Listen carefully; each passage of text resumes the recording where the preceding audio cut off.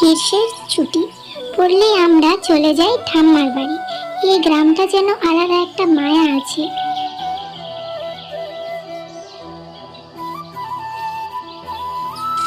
আজ ঝুমকি আর পটল খুব খুশি, কারণ তারা গ্রীষ্মের ছুটিতে ঠাম্মার গ্রামে আসছে।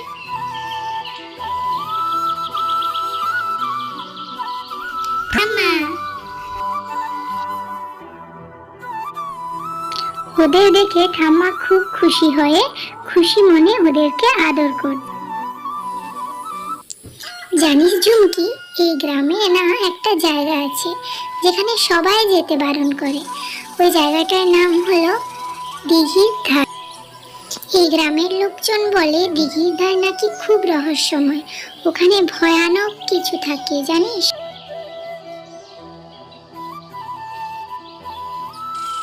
ওই দিঘির ধারে তোমরা একদম যাবে না কিন্তু, শুনেছো তো? কেন ঠাম্মা, ওখানে ভূত থাকে? শুধু ভূত নয়, ভূতের থেকেও রহস্যময়, ভূতের থেকেও ভয়ানক কিছু ওখানে থাকে। একদম যাবে না কিন্তু। না ঠাম্মা, আমরা ওখানে যাবো না।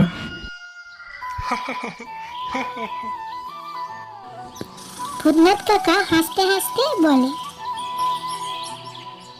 আমি একদিন রাতে গেছিলাম দিঘির ধারে, হঠাৎ দেখি জল নিজেই কাঁপছে আর সাদা আলো উঠছে উপর দিকে। সত্যি কাকা, তুমি গেছিলে দিঘির ধারে? কিছু দেখেছিলে? মেজদা বলে, ওটা জলপরীর রাজত্ব। জলপরীকে দেখতে হলে মন পরিষ্কার রাখতে হয়, তাহলেই জলপরীকে দেখা যায়। পটল মনে মনে ভাবে, তাহলে আমাদের সবাইকে এবার ভালো কাজ করতে হবে জলপরীকে দেখার জন্য। যদি ভালো কাজ করলে জলপরীকে দেখা যায়, তাহলে আমরা সেটাই করব। চলো সবাই মিলে ভালো কাজ করি। পটল বলে, চলো ওই গরিব কাকুকে আমরা খেতে দিই, দেখে মনে হচ্ছে অনেকদিন কিছু খাইনি। চলো চলো। পটল কাকুকে খেতে দিচ্ছে।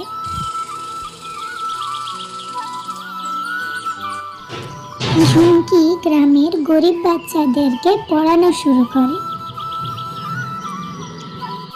ঠাম্মা বলে, তোমাদের চোখে তো এবার আলো জ্বলছে। রাতের অন্ধকারে দিঘির পার।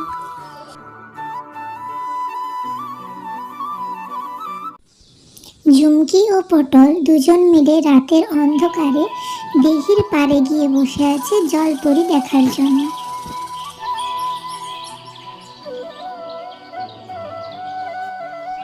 ঝুমকি আসতে বলে, পটল আলোটা দেখছিস? পটল বলে, কেমন একটা সুর শুনতে পাচ্ছ?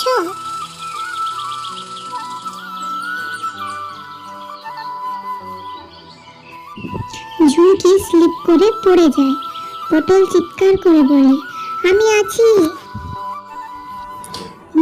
ঝুমকি ও পটল জলের নিচে এক সুন্দর দুনিয়া দেখে অবাক হয়ে যায় এবং ভয় পেয়ে যায়। বলে, ভয় পেও না, সাহসিকতা ও মমতা দিয়ে তোমরা আমার দৃষ্টি পেয়েছো। এই দিঘি এক সময় ভালোবাসার স্থান ছিল, কিন্তু এখন দূষিত। যদি গ্রামের মানুষ আবার ভালো হয়, আমি আবার ফিরে আসব। আবার সব আগের মতো করে সুন্দর হবে, ভালোবাসার স্থান হবে এই দিঘি।